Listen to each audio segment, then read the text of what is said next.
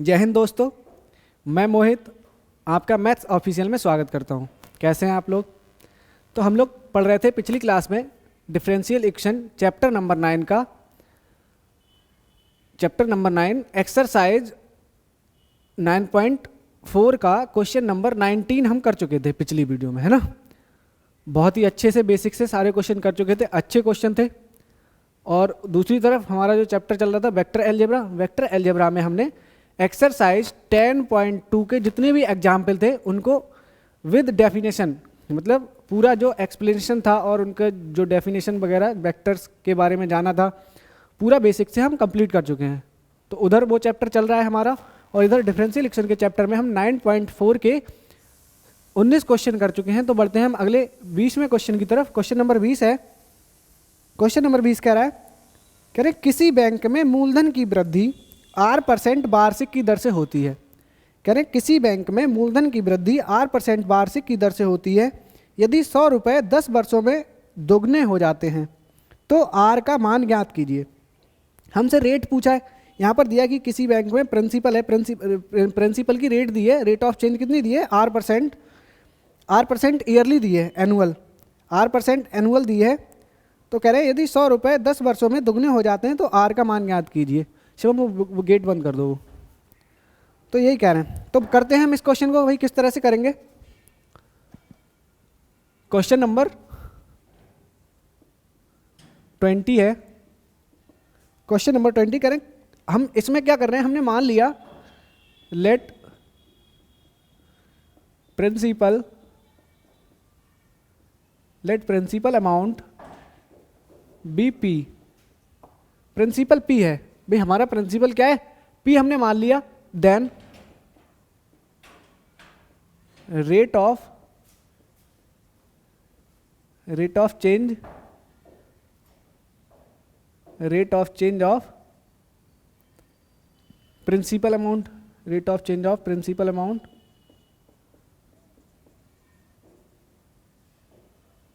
वो हो जाएगी कितनी, dp ओवर dt, ये हो जाएगी, है ना भाई। अगर हमारा प्रिंसिपल अमाउंट मतलब प्रारंभिक मूल क्या है, p हमने माना है, तो उसकी जो रेट ऑफ चेंज ऑफ होगी, rate of change of principal amount वो dp अपॉन dt होगी।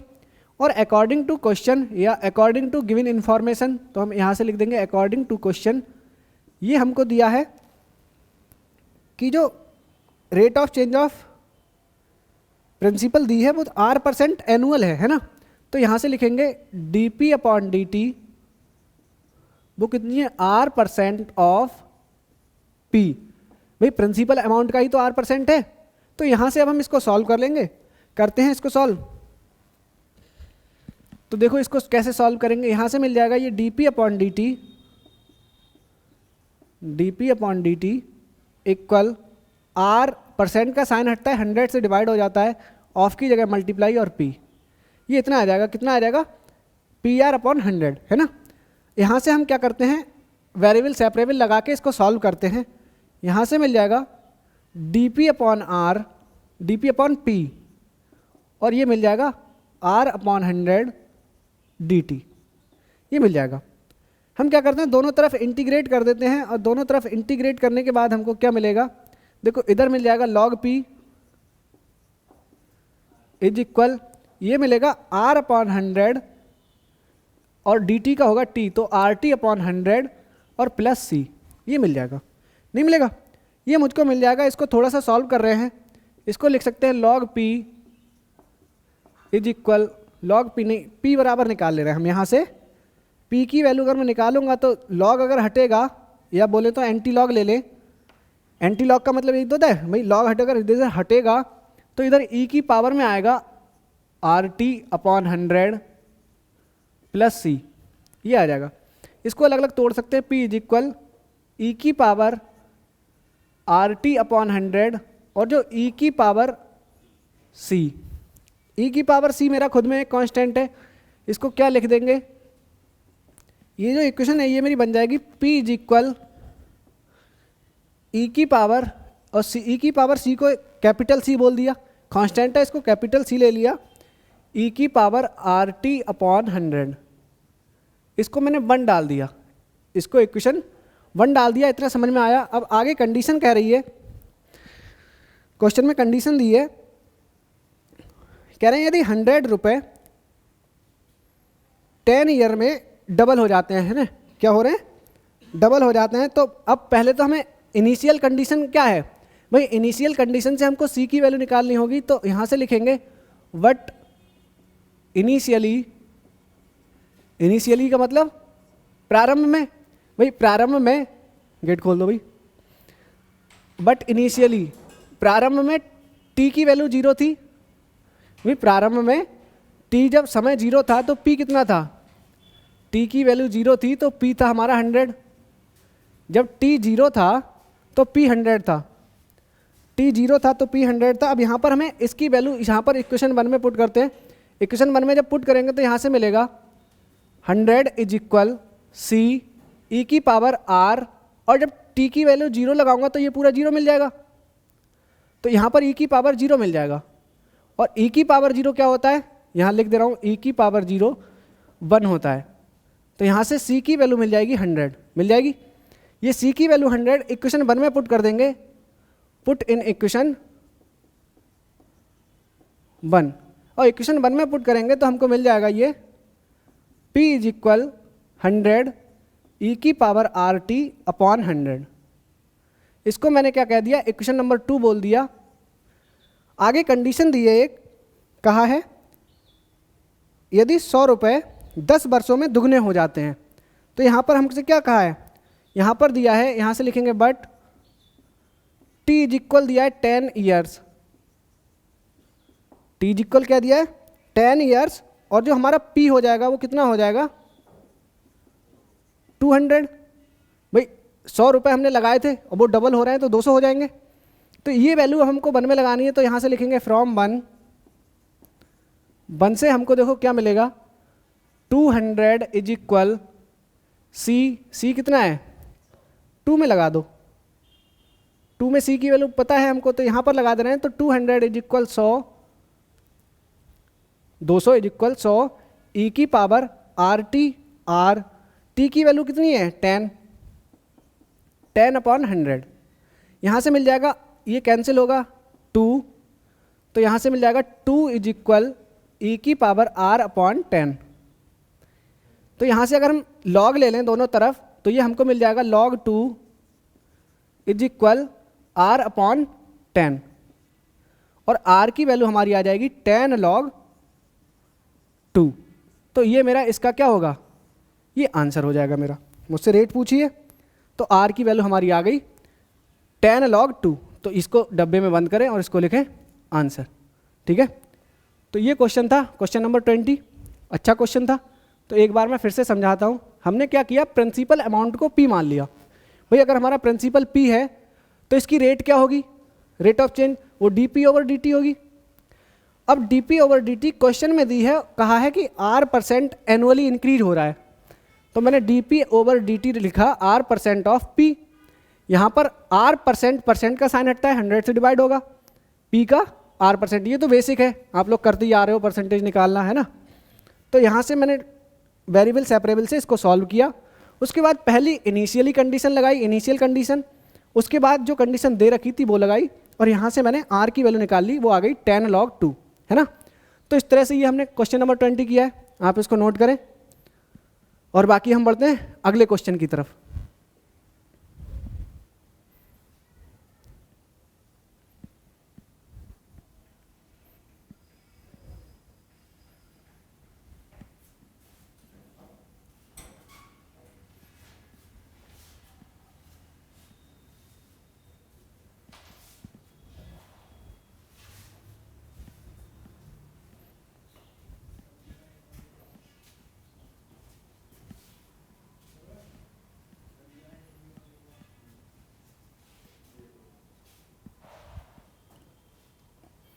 तो अगले क्वेश्चन की तरफ बढ़ते हैं, क्वेश्चन नंबर 21। क्वेश्चन नंबर 21 है, कह रहे किसी बैंक में मूलधन की वृद्धि 5% वार्षिक की दर से होती है। किसी बैंक में मूलधन की वृद्धि 5% वार्षिक की दर से होती है। इस बैंक में 1000 रुपये जमा कराए जाते हैं। ज्ञात कीजिए कि 10 वर्ष बाद ये राशि कितनी हो जाएगी। सेम क्वेश्चन है, क्वेश्चन नंबर 20 की तरह। तो करते हैं इसको क्वेश्चन नंबर 21। तो यहां पर लिख रहे हैं let principal amount be P. अगर हमने प्रिंसिपल अमाउंट पी मान लिया तो इसकी रेट क्या होगी, देन रेट ऑफ चेंज हो जाएगी dp ओवर dt। अब अकॉर्डिंग टू क्वेश्चन में क्या दे रखा है, अकॉर्डिंग टू क्वेश्चन जो dp ओवर dt है इसकी रेट ऑफ चेंज है वो बढ़ रही है 5% एनुअली बढ़ रही है ना। तो यहां से लिखेंगे 5% ऑफ p का 5%। अब यहां से निकालेंगे हम तो आ जाएगा dp over dt is equal 5% का साइन हटाऊंगा 100 हो जाएगा डिवाइड इंटू p। यहां से मिल जाएगा मुझको dp upon dt is equal, ये मिल जाएगा p अपॉन 20 मिल जाएगा भाई। इसको कट करूंगा मैं तो p अपॉन 20 आ जाएगा। मुझे क्या करना है, यहां पर वेरिएबल सेपरेबल से इसको सॉल्व करना है। देखो क्या आएगा, dp upon p is equal, ये dt अपॉन 20 पहुंचेगा भाई, ये 20 अपॉन में ये dt इधर पहुंचेगा।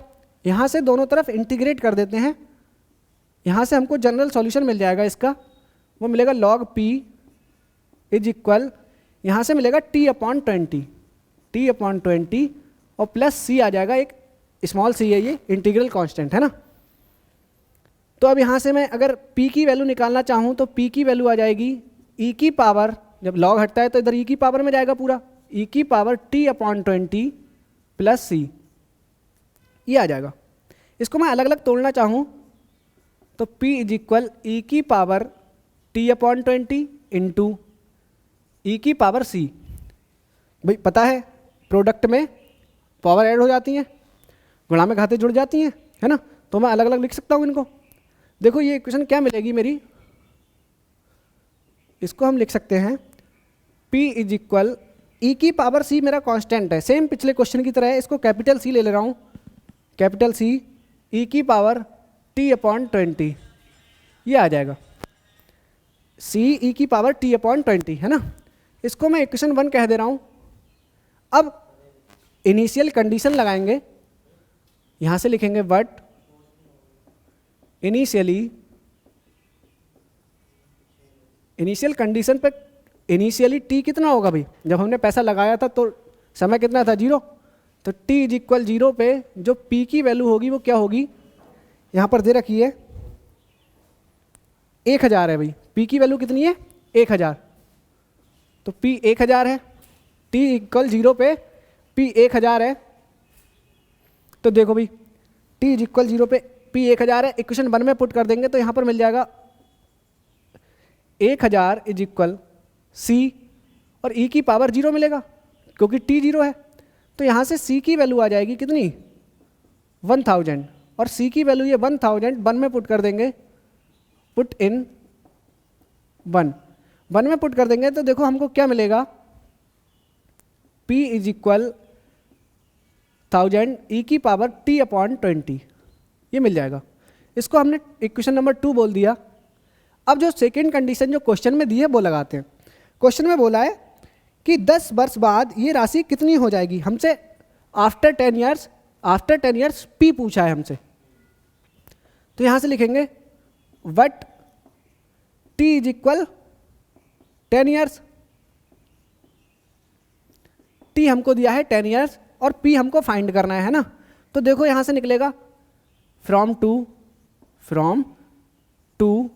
क्या मिलेगा, p इज इक्वल 1000 e की पावर t है 10, तो 10 अपॉन 20, तो यहाँ से मिल जाएगा p इज इक्वल 1000 e की पावर 10 अपॉन 20, e की पावर 0.5 होता है, और e की पावर 0.5 की आपको क्वेश्चन में वैल्यू दे रखी है, यहाँ पर बॉक्स में लिख दे रहा हूँ, सिंस e की पावर 0.5 इज इक्वल है 1.648, ये वैल्यू हम यहाँ पर लगा देंगे तो हमारा जो p आ जाएगा वो आ जाएगा 1648, यही तो आ जाएगा ये हमारा आ जाएगा क्या, प्रिंसिपल अमाउंट। मतलब आफ्टर 10 ईयर्स हमको कितना रुपया मिलेगा बैंक से, 1648, 1648 रुपीज़, है ना। तो ये क्वेश्चन सेम क्वेश्चन नंबर 20 की तरह था, वैसे ही सेम प्रोसीजर है, पूरा फॉर्मेट सेम है। तो आप इसको लिख सकते हैं। बस उसमें क्या था, हमसे रेट पूछी थी और इसमें आफ्टर 10 ईयर्स प्रिंसिपल अमाउंट पूछा है। मतलब अगर 1000 रुपये हम 5% पर ईयर के हिसाब से देंगे तो 10 साल के बाद हमको 1648 रुपये मिलेगा, है ना। तो इस क्वेश्चन को आप नोट करिए। बाकी हम बढ़ते हैं अगले क्वेश्चन की तरफ, ठीक है। हम बढ़ते हैं अगले क्वेश्चन की तरफ।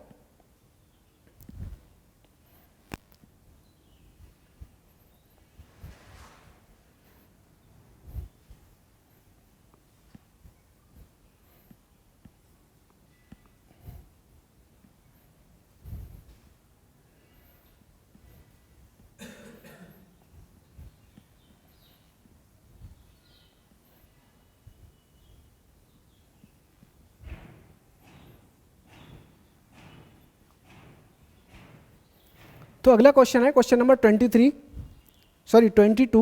और बहुत ही ज़्यादा इंपॉर्टेंट क्वेश्चन थे ये तीनों। तो क्वेश्चन नंबर 22 है,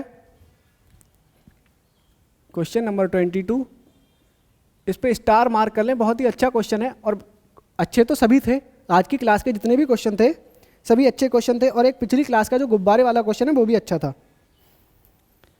अब क्वेश्चन नंबर 22 मैं समझाता हूँ। क्वेश्चन नंबर 22 में बोल रहे हैं, कह रहे हैं किसी जीवाणु समूह में एक ग्रुप ऑफ बैक्टीरिया है, जीवाणु का समूह की संख्या 1 लाख है, 2 घंटों में इसकी संख्या में 10% की वृद्धि होती है।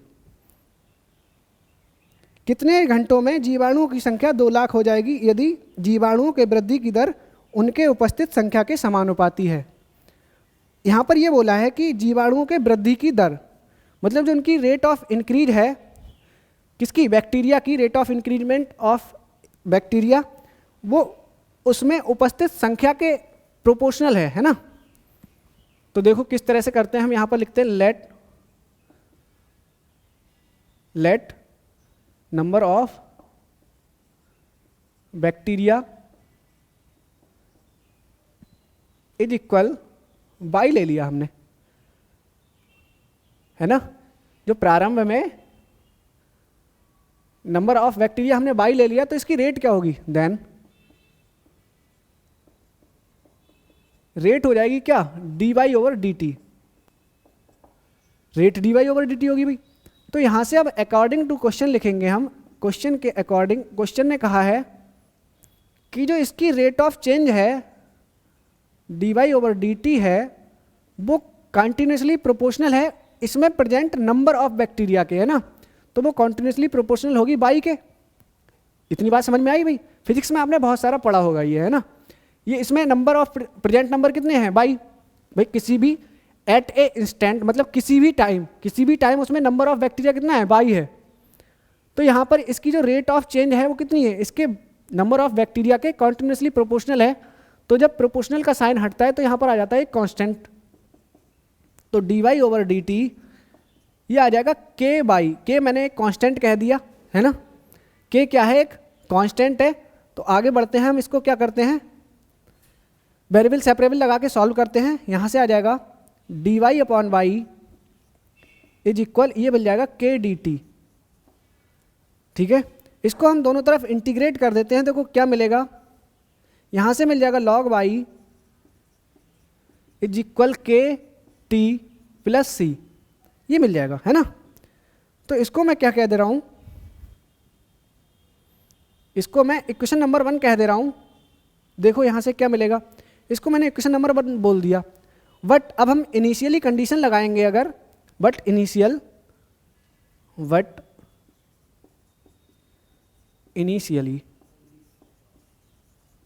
इनिशियली अगर t इज इक्वल 0 पे हम नंबर ऑफ बैक्टीरिया को अगर हम बाई 0 बोल दें तो बाई की वैल्यू कितनी होगी, बाई 0। भाई अगर t इज इक्वल 0 पे हमने नंबर ऑफ बैक्टीरिया बाई 0 बोल दिया, मतलब प्रारंभ में जब समय 0 था तो उसको हमने बाई 0 बोल दिया। और बाई 0 कितना दे रखा है, 1 लाख, है ना। बाई 0 दे रखा है 1 लाख, ये दे रखा है। तो यहाँ से फ्रॉम 1 से हमको क्या मिल जाएगा, फ्रॉम 1 ये हमको मिलेगा log बाई जीरो, बाई की जगह पे बाई जीरो आ जाएगा, इज इक्वल, ये जीरो हो जाएगा और c की वैल्यू हमको log बाई जीरो मिल जाएगी। c की वैल्यू क्या मिल गई? log बाई जीरो, और ये हम पुट कर देंगे किसमें? Put in equation 1। ये मैंने 1 में पुट कर दिया, तो फ्रॉम 1 देखो क्या मिलेगा। ये अगर मैंने वैल्यू 1 में पुट कर दी तो फ्रॉम 1 क्या मिलेगा? देखो भाई 1 से क्या मिलेगा? log बाई माइनस इक्वल के टी प्लस सी की वैल्यू आई है मेरी log बाई जीरो, है ना, तो यहाँ पर log बाई जीरो लिख जाएगा, log बाई जीरो, और ये log बाई जीरो इधर आ जाएगा, तो ये बन जाएगा log by minus log by zero, ये इधर आ गया, इज इक्वल के टी। अब यहाँ पर फार्मूला लग जाएगा लॉगरिथम का, log by minus log by zero क्या होगा? log m minus log n, formula पढ़ा होता है, क्या होता है? log m अपॉन n, तो यहाँ से होगा log by upon by zero, है ना, पहले वाले के अपॉन में आता है सेकंड वाला, इज इक्वल के टी। ठीक है, इसको मैंने कह दिया इक्वेशन नंबर 2, ये मैंने 2 कह दिया, है ना। अब यहाँ पर जो कंडीशन दे रखी है क्वेश्चन के अकॉर्डिंग वो लगाते हैं। यहाँ पर बोला है कि 2 घंटों में इसकी संख्या में 10% की वृद्धि होती है, यही तो बोला है। तो यहाँ से लिखेंगे बट टी कितना दिया है? 2 घंटे, तो यहाँ से लिखेंगे but T is equal 2 over, और जो इंक्रीमेंट दिया है वो कितना दिया है? 10%, तो यहाँ से r इज इक्वल 10% है, रेट 10% है, तो 10% इंक्रीमेंट का मतलब होता है अगर पहले बाई था, पहले बाई जीरो था, और अगर अब बाई है, तो अगर मैंने मान लिया बाई जीरो कितना दिया था? 1 लाख दिया था, क्योंकि हमको बाई अपॉन बाई जीरो की वैल्यू चाहिए, इसलिए यहाँ पर हम बाई अपॉन बाई जीरो निकाल रहे हैं, है ना। तो अगर मैं बाई जीरो 1 लाख था मेरा, तो 1 लाख का 10% इंक्रीज करके जो नंबर आएगा वो कितना आएगा भाई? बताओ, 1,10,000, 1 लाख का 10% 10,000 होता है, तो ये आ जाएगा 1,10,000, भाई इतना ही तो आएगा, 1,10,000, एक जीरो और आएगा। अब देखो इससे 4 जीरो से 4 जीरो शहीद हो जाएंगे समूचे, है ना, ये 4 जीरो से 4 जीरो चले गए, यहाँ पर बचा बाई बटे बाई जीरो मिल जाएगा हमको 11/10, ये बाई अपॉन बाई जीरो मिला हमको 11/10, और ये वैल्यू और टी की जो वैल्यू है बाई अपॉन बाई जीरो हमको मिल गया 11/10 and T is equal 2 over, ये वैल्यू हम लगा देंगे इक्वेशन नंबर 1 में, 2 में, पुट इन 2। देखो 2 से हमको क्या मिलेगा भाई? 2 से हमको क्या मिलेगा? ध्यान दो,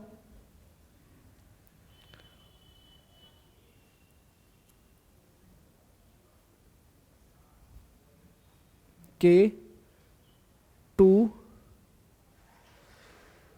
हाँ, तो यहाँ से हम k की वैल्यू निकाल लेंगे, 2 से k की वैल्यू निकल जाएगी, यहाँ से आ जाएगी log 11/10 इज इक्वल, ये थोड़ा सा हटा रहा हूँ, यहाँ पर लिख दे रहा हूँ पुट इन 2, तो log 11/10 इज इक्वल k, और t की वैल्यू है 2, ये मिल गई। तो यहाँ से अगर मैं k निकालना चाहूँ तो k आ जाएगा मेरा 1/2 log 11/10। अब हमारे दोनों कांस्टेंट निकल आए, है ना, एक कांस्टेंट हमारा c निकला था log बाई जीरो, और एक हमारा जो k निकला वो निकला 1/2 log 11/10। तो ये वैल्यू अब हम 2 में पुट कर देंगे, तो यहाँ से हमको पूरी इक्वेशन कांस्टेंट हमारा खत्म हो जाएगा, है ना, कांस्टेंट खत्म हो जाएगा। तो यहाँ से हम लिखेंगे, देखो किस तरह से, तो ये आप लोगों ने नोट कर लिया होगा, ये आप नोट कर लीजिए, बाकी मैं इधर लिख रहा हूँ, है ना। तो यहाँ से ये वैल्यू हम 2 में पुट कर देंगे, पुट इन इक्वेशन 2, तो ये आप नोट कर लो, इधर का आप स्क्रीनशॉट लेके नोट कर सकते हैं, मैं इसको साफ कर रहा हूँ।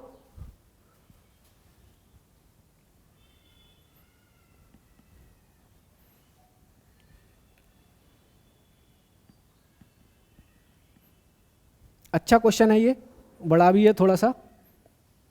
लेकिन अगर आप स्टेप बाइज अगर सीखेंगे तो आपको आसान लगेगा। तो देखो यहाँ से हमको मिल जाएगा फ्रॉम टू से, यहाँ से लिखेंगे फ्रॉम टू से हमको मिल जाएगा log by upon by zero is equal के की वैल्यू आ गई 1/2 लॉग 11/10 और इंटू टी, यही तो आ गई। अब हमसे पूछा क्या है भाई, हमसे पूछा है कि कितने घंटों में, हमसे टाइम पूछा है, कह रहे हैं कितने घंटों में जीवाणुओं की संख्या 2 लाख हो जाएगी, है ना। तो पहले अब यहां पर लिखेंगे वट, हमसे कहा है बट एनी टाइम टी, हमसे कहिए टाइम पूछा है हमसे, है ना, तो हमको टाइम नहीं पता। इन्होंने कही है कि बाई जीरो जो था हमारा, बाई जीरो तो 1 लाख दिया था, और जो बाई बोला है इन्होंने कही है कि 2 लाख हो जाए, है ना, ये बोला है हमसे।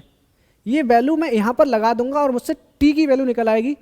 तो देखो क्या मिलेगा, लॉग, इसलिए लॉग ये बाई अपॉन बाई जीरो करूंगा मैं, तो ये 2 लाख, ये वाला, ये बाई अपॉन बाई जीरो, वहाँ तो ये वाला 11/10, ये तो जो था, ये जो मैंने बाई अपॉन बाई जीरो निकाला था, ये तो तब था जब टी 2 आवर था, टी इक्वल 2 आवर पे ये बाई अपॉन बाई जीरो था 11/10। अब हमसे पूछा है कि कितने समय बाद जो नंबर ऑफ बैक्टीरिया है वो 2 लाख हो जाएंगे, है ना।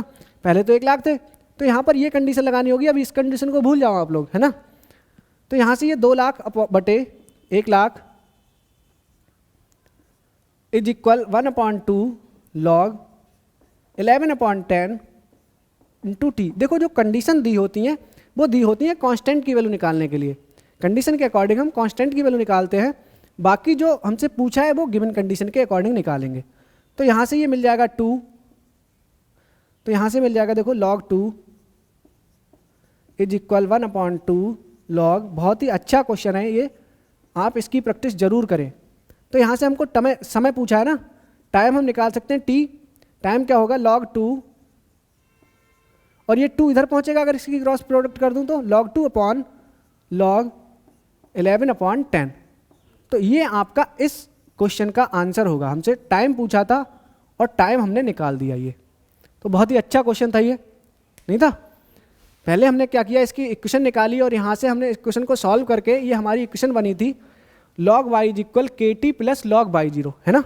इस तरह से ये इक्वेशन बनी थी, और सॉल्व करने के बाद हमने जो कंडीशन दी थी, ये सबसे इंपॉर्टेंट कंडीशन थी, ये थी कि किसी भी टाइम मतलब 2 घंटे में उसकी जो रेट ऑफ इंक्रीमेंट है वो 10% है, मतलब 2 घंटे में 10% बढ़ जा रहा है।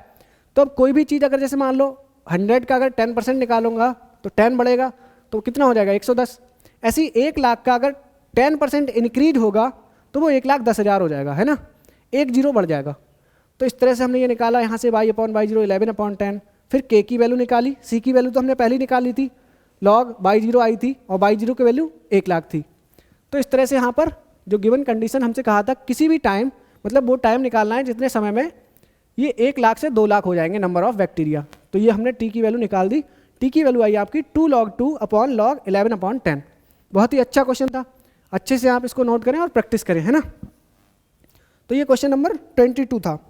अब इस एक्सरसाइज का एक्सरसाइज 9.4 का लास्ट क्वेश्चन बचता है आपका क्वेश्चन नंबर 23। ऑब्जेक्टिव है, वैसे तो आप कर सकते हैं लेकिन मैं आपको समझाता हूँ। ये आप लोग नोट कर लें स्क्रीनशॉट लेके या वीडियो को पॉज करके।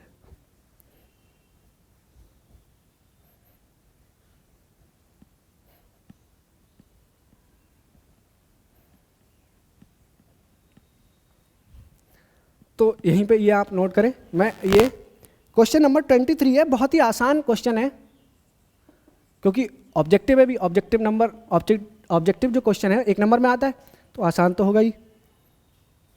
ये दिया है एक डिफरेंशियल इक्वेशन दी है हमको dy upon dx is equal e की पावर x प्लस वाई। कह रहे हैं इसका व्यापक हल है। व्यापक हल का मतलब जनरल सॉल्यूशन है ना। तो जनरल सॉल्यूशन हमसे पूछा है, तो देखो हम क्या करेंगे भाई, इसमें वेरिएबल सेपरेबल लगा देंगे, तो यहाँ से मिल जाएगा dy/dx इज इक्वल, वैसे आप कर सकते हैं इस क्वेश्चन को, e⁻x प्लस में है, अलग अलग मल्टीप्लाई में तोड़ देंगे। अब यहाँ पर वेरिएबल सेपरेबल लगा देंगे, तो यहाँ पर dy/e⁻y इज इक्वल, ये e⁻x और dx मिल जाएगा, है ना। दोनों तरफ इंटीग्रेट कर देंगे। इंटीग्रेट करने के बाद यहाँ पर जो हमको मिलेगा, मान लो मैंने यहीं इंटीग्रेट कर दिया, लेकिन आपको अगली लाइन में लिखना पड़ेगा, यहीं से लिखना पड़ेगा इंटीग्रेटिंग बोथ साइड्स, तब आपको इंटीग्रेशन करना है ना। तो यहाँ से मिलेगा इंटीग्रेशन e⁻−y कर दिया इसे ऊपर, क्योंकि जो आपके आंसर आ रहे हैं वो e⁻−y में आ रहे हैं, इसलिए मैंने ऊपर ले जाके e⁻−y बनाया, और dy इज इक्वल e⁻x और dx। वैसे भी अगर 1/e⁻y का अगर हमको इंटीग्रेशन करना हो तो इसको ऊपर ले जाओ, है ना, क्योंकि y के रिस्पेक्ट में करना है, तो इसको ऊपर ले जाओ। यहाँ से मिल जाएगा, इसका इंटीग्रेशन मिलेगा माइनस का e⁻−y इज इक्वल e⁻x और प्लस का c। तो अगर मैं इसको इधर ले जाऊं तो ये मिल जाएगा e⁻x plus e⁻y plus c is equal 0। कह सकते हैं भाई ये माइनस में था और ये e⁻−y है ना, तो इसको लिख सकते हैं e⁻−y plus e⁻x plus c is equal 0। अब ये आप ऑप्शन में देख सकते हैं आपका कौन सा ऑप्शन सही है ना। तो यहाँ से मेरा ये कौन सा वाला ऑप्शन है,